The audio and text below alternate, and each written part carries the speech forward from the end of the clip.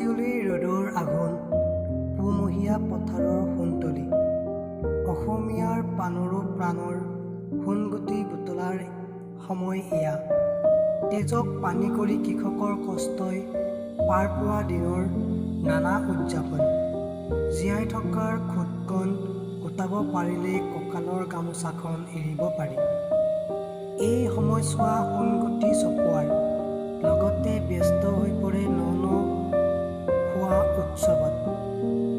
বিভিন্ন লোক সংস্কৃতিৰে ভৰা অসমৰ লোকসকলে নিজৰ নিজৰ ৰীতি নীতি অনুসৰি ন ধানৰ ন চাউলেৰে পৰিয়ালবৰ্গৰ সৈতে এসাঁজ খাই সকলোৱে আনন্দ কৰে।